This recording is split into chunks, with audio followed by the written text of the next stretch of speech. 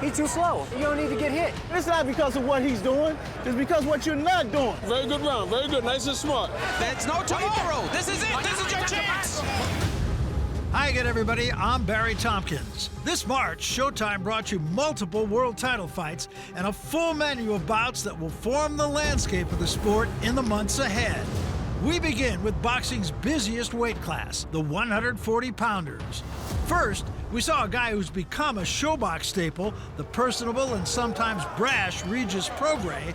And this month, on a Showtime Boxing Special Edition, he went from prospect to bona fide contender. There's an uppercut, down goes Indongo. The 2-round, 4-knockdown performance guarantees Prograis a shot at the newly crowned WBC champ, Jose Carlos Ramirez. And down he goes again, and that's it. 140 pounds, nobody fucking with me. I'm the best at this shit. The very next day on Showtime Championship Boxing, it was a rematch between two-time champion Rancis Barthélemy and the hard-nosed battler from Belarus, Kirill Relik.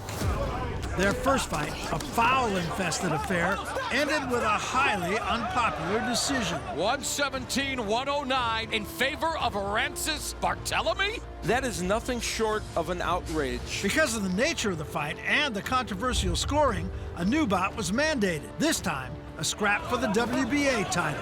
Barthélemy has a one move, lifting his hands up into a peekaboo guard. Barthélemy made his reputation on being an outstanding defensive fighter, but on this night, he seemed to forget about the offensive side of the ledger, and that cost him. And Kirill Relik, his reaction says it all. Headlining that night, in his first attempt at winning a 140-pound championship, was Mikey Garcia. His opponent, Sergey Lipinets, reportedly a 10-to-1 underdog. Garcia set the distance and the tone of the fight with his educated combination punching. But the fighter known as Samurai proved indeed to be a warrior.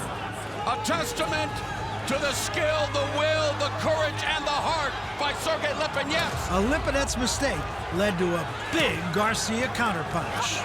Oh! And the counter left drops Lipinets here in round 7.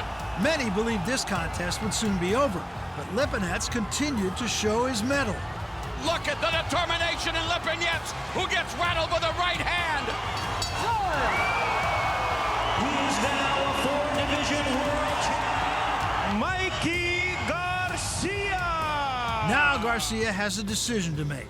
Will he stay at 140 or drop back down to 135?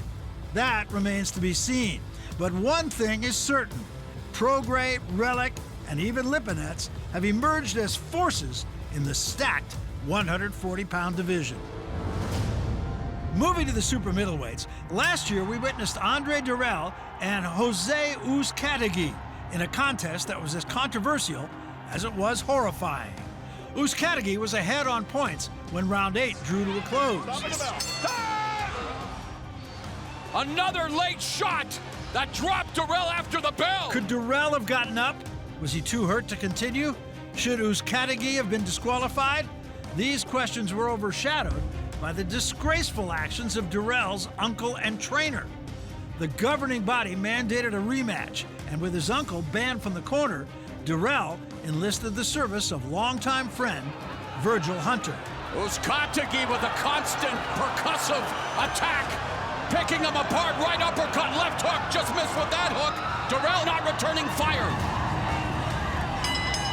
Chaos in this corner, but we're gonna overcome it now. It's time to go to work. The end of the 8th round is a clean one as Uzcategui going on the attack again, landing shots on Durrell. And this time, no shots after the bell. Durrell looks dejected. We'll see if this fight even continues. The fight has been stopped. It's over. For many, Uzcategui's emphatic finish was a fitting end to this rivalry. Uzcategui, definitely a prime-time player at 168. The month began and will end with a pair of heavyweight championship bouts. Deontay Wilder, looking for respect, took on his toughest test to date, Luis Ortiz. After feeling each other out, the action heated up dramatically. And there's the right hand! Ortiz is down for the 2nd time in his career! Unlike his rival, Anthony Joshua, Wilder's never been hurt. causing some to question how he would handle adversity.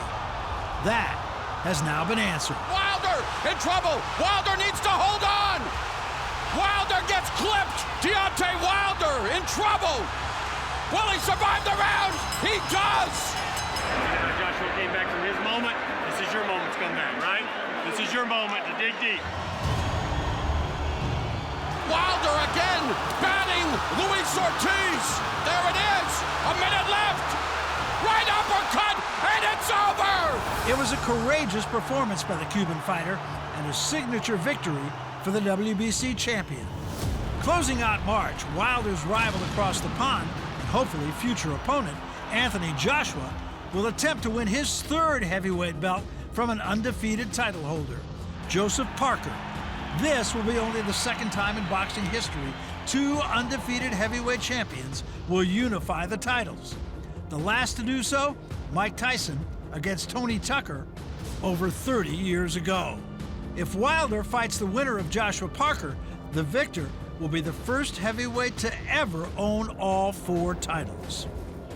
Throughout the week of Joshua Parker, we'll take you behind the scenes of this historic contest. So be sure to follow all the Showtime Boxing social media platforms. I'm Barry Tompkins.